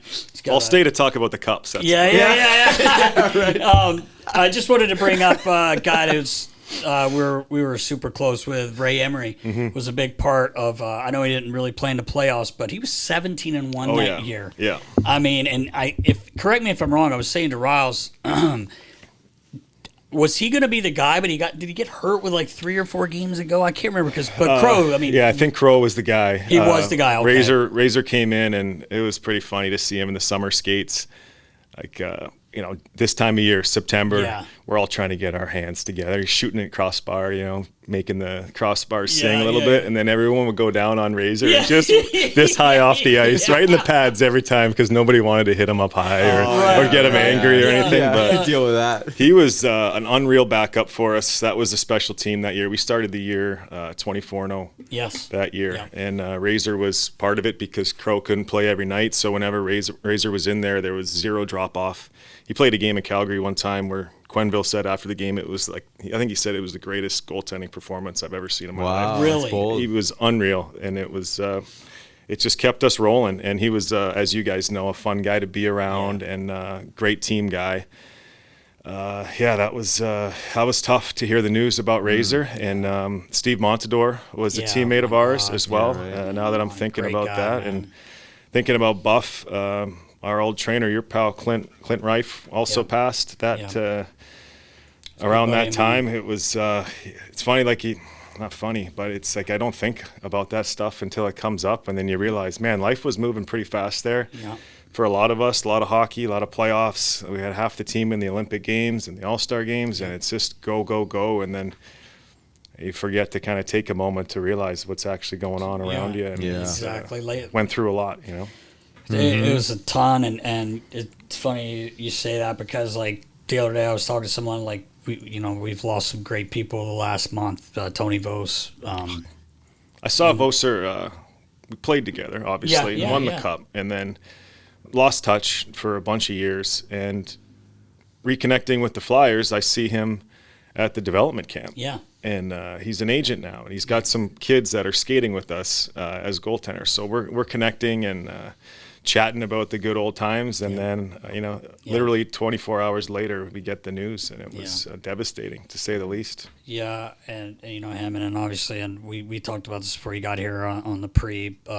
Matty and Johnny. I worked with Matty the last 2.5 years with the Null team here in Philadelphia Rebels, and it's just like you said, things just go so fast. Like, we got to slow down sometimes, Like, so someone said that to me last week. I can't remember who it was, but it was like, we need to slow down and fucking enjoy things, but not to be a downer. But anyway, Ray, it was great. Like, we ended up getting Ray back. And it's funny you brought up that Calgary game because his last game before he did come back, we were playing in Calgary, and he came to the bench to do his water. And he usually didn't talk to him because, he would be pretty focused, and I would talk to him if he said something. If he didn't, I just put his bottle there and his towel, pull his mask up, do his thing, go back to. So he comes back and he's like, D-Nast. He's like, something's wrong.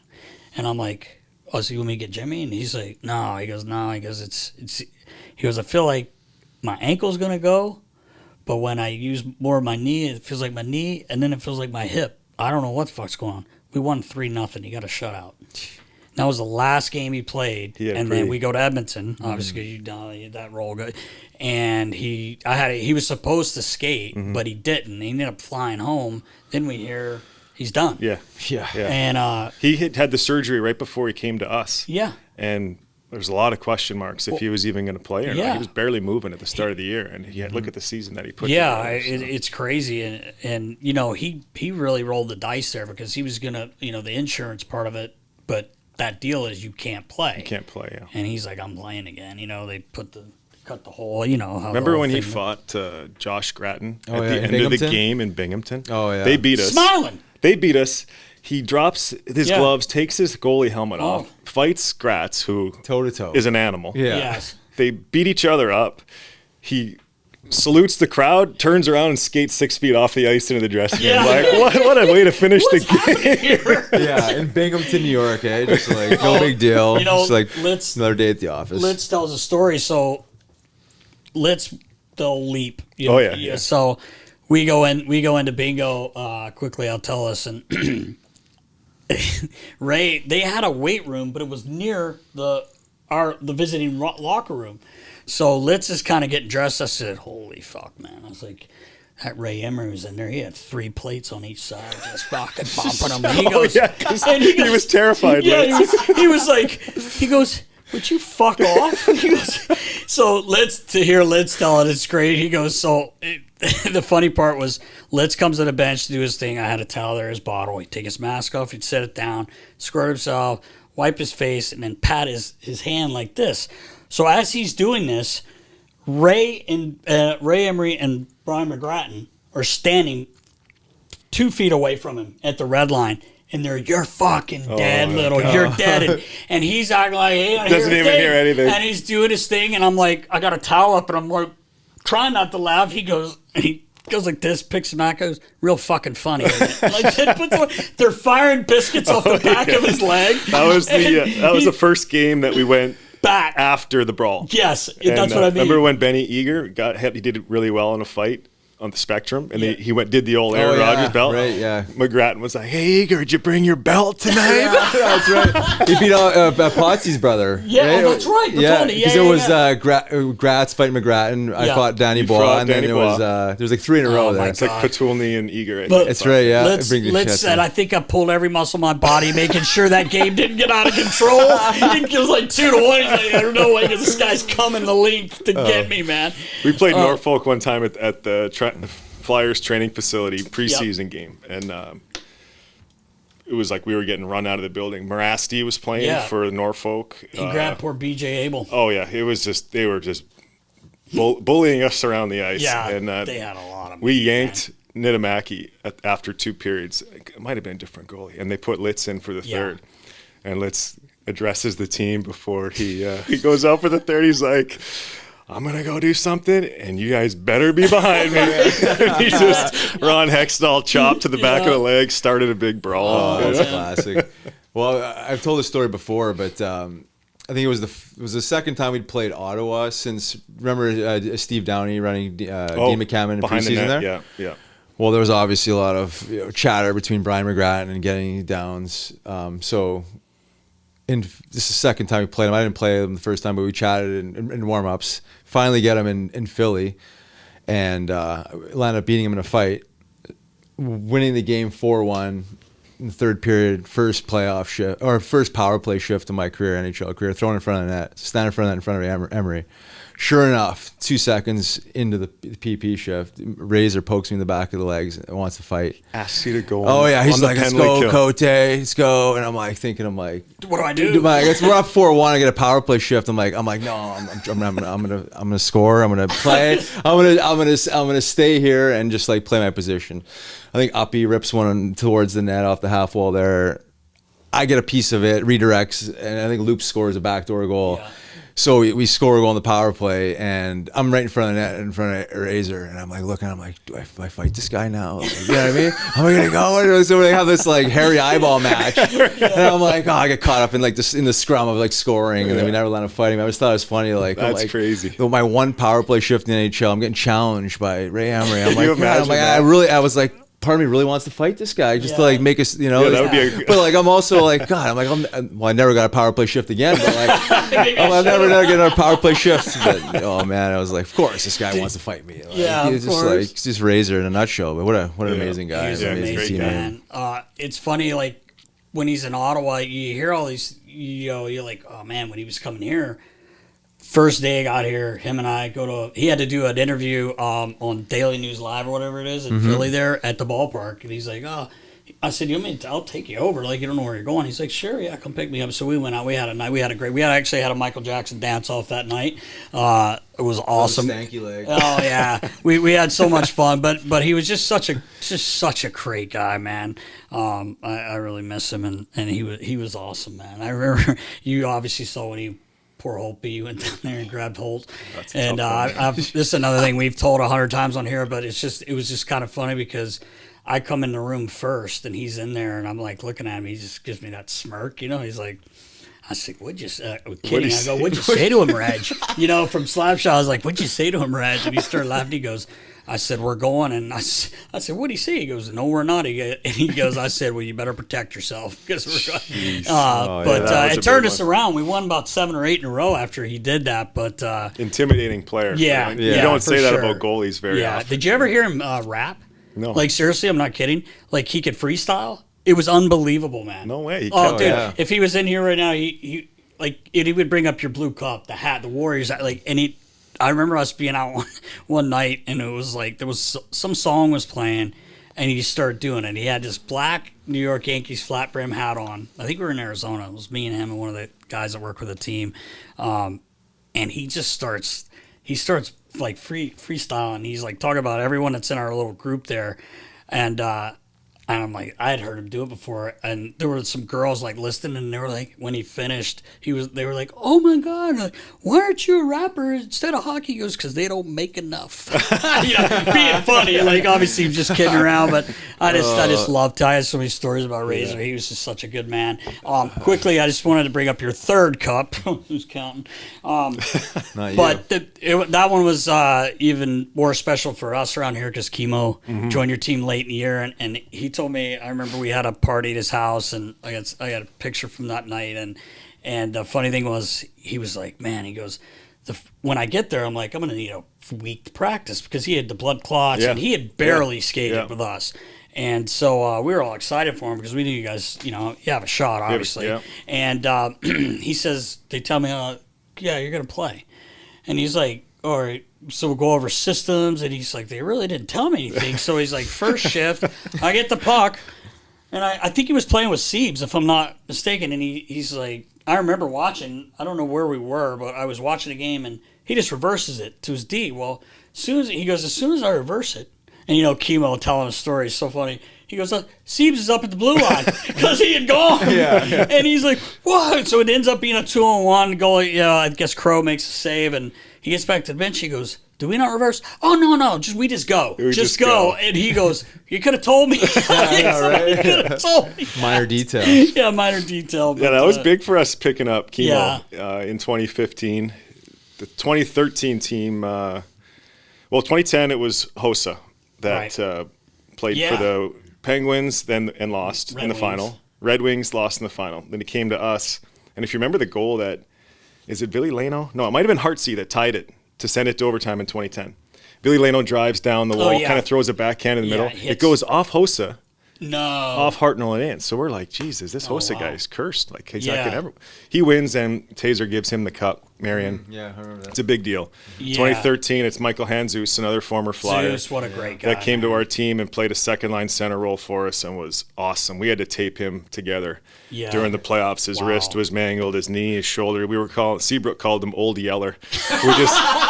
We got to take him on the back and put him down. Oh, my God. He emptied the tank for us that year. And then 2015, we pick up a guy like Timonen, respected across the league for his time in Nashville, here in Philly. Awesome guy, fit into the group right away. We had Teuvo Teravainen on our team. He was just a young teenager, a Finnish guy. Yeah. So Kimmo took good care of him. And we won the cup. Taser passed it right to Kimmo, and it was a huge moment for us. Like it was cool. Baby when he handed that to us, like, come here, Kimmo. Yeah, I was like, it was great. Oh my God, what a move. Classy. Finishing up, not finishing up, but you spent 2 years in Dallas. One of the kids that's here with me is from Dallas, and he was so excited today. He's like, what time you guys go? Can you back it up? Because he wanted to come meet you. I said, hopefully you get to meet him soon. But Jed Otwell, he's from Dallas. But some more good players there. Oh, yeah. And I'm thinking about this guy's like so good looking, and then you got Sig and Ben Who's a wheel spaz, good looking dude. Look, Lindy. yeah, it's a Ruff. good thing you're. Yeah. Lindy, how was Lindy? Lindy's good. Yeah. He's good. Did you Yeah, like- good guy. Been around a long time. Yeah, I had him in Florida my very first year. Oh yeah. Very first year in Florida. Yeah, we had a really good team. My first year I went there, we won the Western Conference, and Ben was second best player in the NHL that year. Patrick Kane won the Hart Trophy. That was the year Panarin was in Chicago when they were lighting it up. But if it wasn't for that, it was Jamie Benz would have been the MVP of the NHL that year. He was awesome. Seguin didn't miss, sniped. Every shot he took was hitting the back of the net. He was fun to watch. Spezza, John Klingberg was dominant at the time. That's right. We won a round against Minnesota, and I think we lost to St. Louis in Game 7 of round 2. But then the second year, it was like day 1 of training camp, we lost 2 or 3 guys to injury, and it was just going to be one of those years where it was guys in and out of the lineup, and it was a bad year, and that was the end of my run in Dallas. But Lindy was great. He was you can tell he's been around a long time, and cool to see him get another opportunity in Buffalo now. I know. Here he goes again. Sixth time? They got a good team, so they got some good young players there. They do. We'll see how they do this year as well. Yeah. And then you finish it up. Yeah, went back to Chicago for one more year to wrap it up. And then now you're back where I think you belong, buddy. All right, that sounds good to me. Yeah.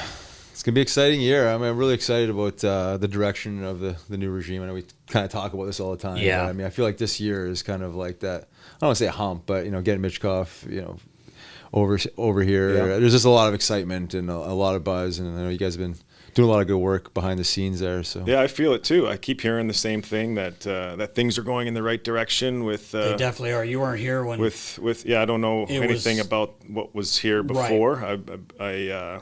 Wasn't the Flyers, put it that way. Okay. You were lucky enough to be around with Mr. Snyder, right? And you knew how the Flyers did things. Yeah. And it's back to that now with this group, and it feels nice like to see all of you guys like yourself, like you said, Johnny, all these guys that know what it's like to be a Flyer and what it's about. Done some stuff with the alumni, reconnected Yes. with Brad Marsh and the Flyers alumni, and one thing that really got my attention was they say it doesn't matter if you play 1 game or 1,000, you're a part of the Flyers family, and the Flyers alumni is a good one to be a part of. They take care of the boys. It's a good community. It's a good group, and yeah, I'm happy to be working with Mr. Briere and Mr. Jones. And I was busting his ball. You were in there. I don't know if you were in there, baller, when he came in after we done Danny. I was being stupid, made a funny comment. He's like, that's my boss. That's the big man right that's the there. big guy Don't be now. embarrassing me in front of the boss. No, all right? I wasn't embarrassed. I was just busting chops. But yeah, it's a great group of people, man, and it's exciting. It's going to be tough to match last year, I think. I hope I'm wrong, but I hope we get over that little hump and maybe get these kids into the playoffs, and I think it's possible. But the excitement around Michkov, like we were talking to Danny about it, have you seen him at all? Yeah. Strong. He looks thick. He's a quick skater. He can compete in one-on-one areas really well. He's hungry to score. Yeah. We know that around the net. He wants to fill the net with goals. He knows how to do it. And, expectations are high everywhere for him, but he's just a teenager. So coming over from Russia, he's learning the language. He's learning the lifestyle here in Philly and South Jersey, and he's going to be a great player for us. But we got other guys as well that I'm excited about. There's a kid on our team that no one talks about, in maybe outside of Philadelphia, is Tyson Foerster. Big, strong kid who's gone through the development system here in Philly. They've done a nice job. Riley Armstrong and Nick Schultz have worked with him a lot over the last couple of years. I know Torts is a big fan, and I probably shouldn't even have mentioned Mitch and Tyson, because I could probably name a bunch of other guys that we're excited about. But just having Torts behind the bench, he commands some respect, and he has a presence, and he's getting these guys playing hard for him. That's one thing you can say about the Flyers last year was they showed up every night. Right. Riley brought that point up a few times over the last couple of years. You hate losing, but there's a bad way to lose. Right. There's probably you hate to say a good way to lose, but the games we lost, you lost with pride. You didn't stop fighting.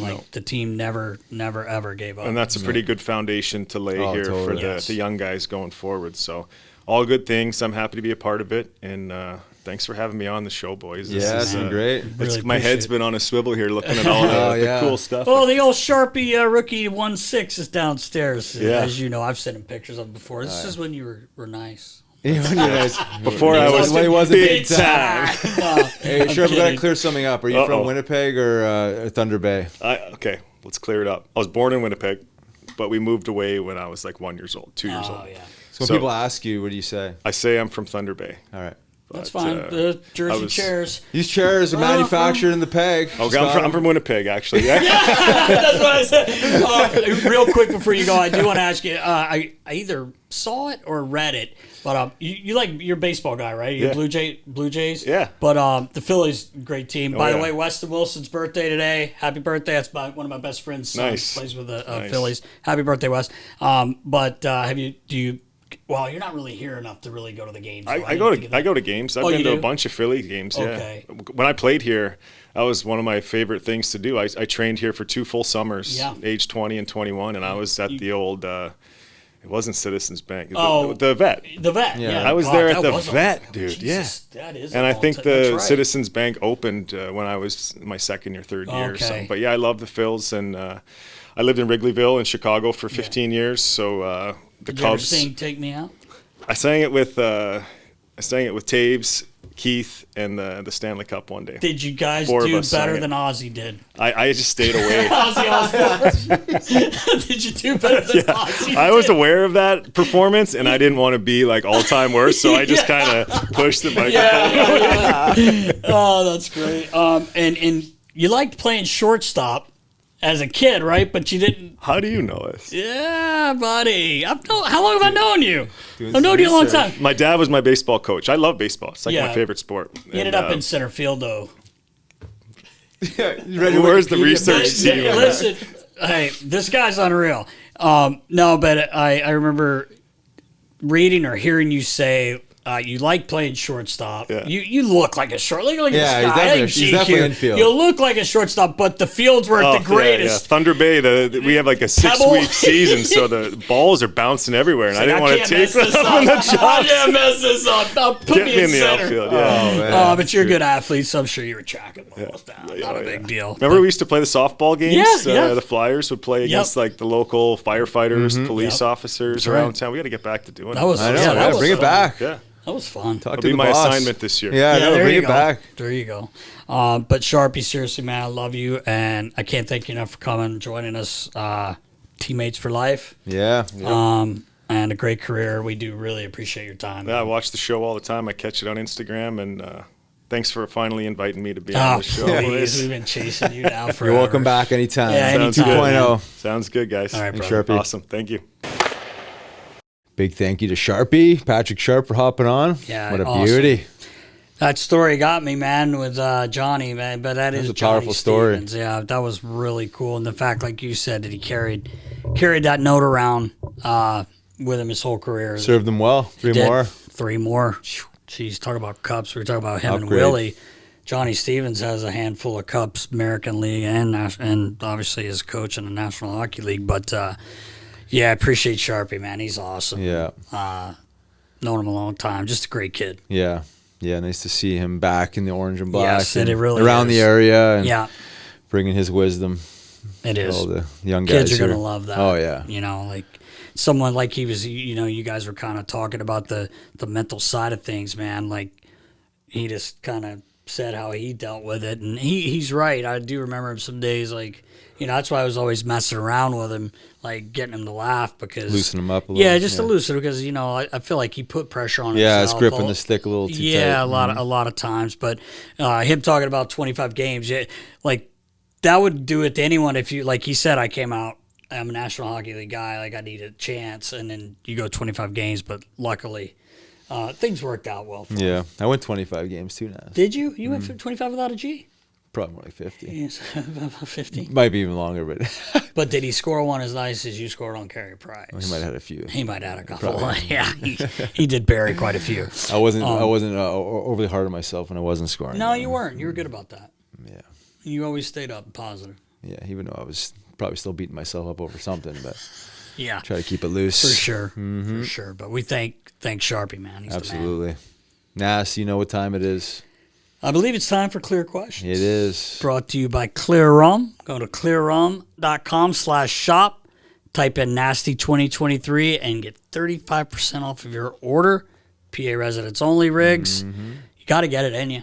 Got to. Got to hydrate. Before you dehydrate. Yeah, you have to. That balance now. You got to have that balance. Baller, what do you got, baby? Leading us off today would be Greg Bond 822 over on Instagram. He wants to know which Flyer is next to get into the Hockey Hall of Fame. Ooh. It's a good question. It is a good question. Well, we talked about some guys before. Roddy Brendamore played almost 1,500 games in the league. He had almost 1,200 points, won a cup, captain of that team. Him, even Brian Proppy had a 1,000 points. Yeah, at least. I mean, he had 1,000 points. He played 1,016 games. Had a little over 1,000 points. No cup. Yeah, he did get a cup. I don't know. I think that might have something to do with it sometimes. But I know Sean Puffy Combs is adamant about Proppy getting in there. We love Proppy. But those two kind of pop into my head. I was thinking Tim Kerr. He had 4 50-goal seasons, and then he had another 48-goal season. But he was injured. Didn't play long and enough. He just didn't get to play quite long enough. I think he played just over 600 games or something. He was a hell of a. He was unreal. Heavy in front. But I'm thinking maybe Roddy would probably come first to mind, just because of he did, like Baller was saying, did win a cup. Mm-hmm. So I would say Roddy. I like that. And I like both of those actually. Yeah, I mean, but Roddy seems to be maybe a little further ahead. Or, yeah, well, he played longer. And he did win that cup. So captain of the team. So good question. Great question. Speaking of Combsy, He's back. he's back with the special moment for the Gaudreau brothers at the Pearl Jam show on Saturday. And knowing what sports fans Eddie V and the Pearl Jam guys are, does Nasty and Riley have any good Pearl Jam stories? He also says, rest in peace, John and Matty. You two were one of a kind and will be missed. Yeah, no doubt. That's the truth. Yeah, it was amazing what they did at that concert. Yeah, that was really cool. It came up about this tragic accident that happened with the Gaudreau brothers, and I just wanted to say that, I lost my brother 5 years ago in something that was very immediate and traumatic. Jeff Bateman lost one of his great friends in a similar fashion, and Chris told me it was even more. What made it even more tragic is that they were such good men. So hearing that they came from Philly and grew up watching games in this city, we thought we recognized them and wish their family and loved ones and teammates strength to get through. It's a difficult time. So this one's for Johnny and Matty. Yeah. The only thing that comes to mind for Pearl Jam for me was just being at the Spectrum for the last show there. The last show there, that's right. We were there. Was that Halloween? I think it was. Yeah, we were. Yeah, we were all dressed up. That was Halloween. That was Hugh Hefner. That's right. Well, big deal. Well, I was. But I remember that. Do you remember what you were? No. Yeah, I would say that one for sure, because it was the last show at the Spectrum. I do remember too. I think the last Pearl Jam show I went to was at the Center, and Hack was coaching, and Hack went with us, and it was a group of guys. I think Schulte was with us. I got a picture of the whole group, but we had a blast. Sal Raffa, our good buddy, is like the biggest Pearl Jam guy, and we might have got after it a little bit too much down in the locker room before, and I think he made one song, Sorry Sal, and he had to leave. I think he passed out. That's it? Yeah, Sush. Oh, but he's seen him tons of times. Oh, yeah. Don't get mad at me, Sal. That was kind of funny. But the show was great. They played 10 from start to beginning. They played the whole album. That was how they started the show off. But probably the more memorable one would be, like you said, in the last show in the Spectrum. That was awesome. Yeah, it was. A little bit of a blur, but good time. Yeah, good time. Good time. Good question. This one's from DMB Tour 05 over on Twitter. You think the Flames and Blue Jackets have an obligation to retire number 13? Obligation? I think Calgary might, because he was there a long time and such a big part of their community. Definitely a few All-Star appearances there. Yeah. I would not be shocked if they did. Either way, I don't think either team will be handing that number out anytime soon, even though Johnny was only in Columbus for 2 years. It's more about, like we said earlier, the people that, the person Johnny was, always had time for everyone. There just wasn't a bad bone in Johnny or his brother, Matthew, I said before I worked with a lot. But I don't know if there's an obligation, but I feel like there won't be anyone wearing that number soon. Yeah, I agree. And I would say Calgary, too. That probably would be the front runner if there was to be one of those two teams. I don't know if you saw the footage of the people coming out in Calgary. Yeah, it was wild. It was insane. It was, shows you the impact he had on that city as a person, as a hockey player. Just wasn't in Columbus probably long enough to really get that type of street cred, but nonetheless, he's already an all-star by the time he got there. But no one's going to be rocking 13 for a while. I could see Calgary doing something. Yeah, I feel the same way. I feel like Calgary may do that. But either way, like you said, I don't think that number will be handed out anytime soon. We got one final question. This one's from Ron Moore over on Instagram. He asks, any good Gaudreau stories, Johnny or Matthew? May they rest in peace. Yeah, for sure. The one thing I can say about Johnny and probably you as well, Rob, I went to a few concerts that he was at and just running into him, like knowing him as a kid, and then I remember his rookie year going in and obviously knowing his dad's very well and just always talking to him and always a smile on his face. Elvis, anytime Elvis saw him, wanted a picture with him, and Johnny would stop and take pictures with anyone. He was just such a great person and people person and so good for hockey around here and always had time for anyone. I remember a few times he'd come in the summer and he'd skate and he's got to run out, but there would be kids see him and he was like in a hurry, had to be somewhere or whatever, but always took time. And with Matty, I worked closer with Matty and just made me laugh every day. He'd get so pissed. I try, like I said earlier, I scared the shit out of him all the time. But just a good guy and same as Johnny. It's not a bad bone in his body and fun to be around. Yeah. I mean, I didn't know either of them. I'd met Johnny a couple of times, didn't know him, but what I do know of him, it was just, as you alluded to a few times now, just class act. Yeah. The fact that this guy rocked the nickname Johnny Hockey. Yeah. You have all the hockey players, the high-level hockey players ever play hockey to get that nickname. Which is, and I know that's maybe beyond the human because he's how good of a hockey player he was. Right.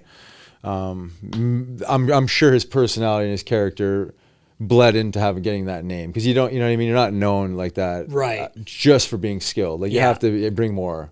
Yeah. Into the world. Sure. Then that's what I think of, just like how bigger than life he was as a hockey player, and especially in this area, right? Just everybody obviously knew who he was, but looked up to this guy as bigger than life almost. Yeah, and like you said, you could say Johnny Hockey, and everyone knew who you were talking Everyone about. knows exactly. Everybody knew who it was. You didn't have to say Johnny Gaudreau, but you're right. That name alone, right there, Johnny Hockey, kind of says it all about his hockey game, but again, just a great human. Mm-hmm.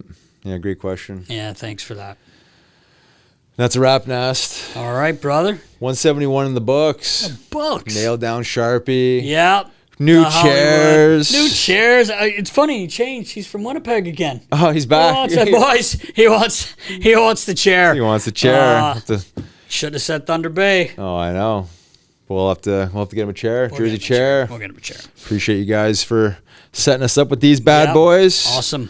For all the listeners and supporters out there, Nasty Knuckles, we appreciate you all. Be sure to keep listening, asking the great questions. And until next week for 172, Nast, stay safe, Knuckleheads. See ya.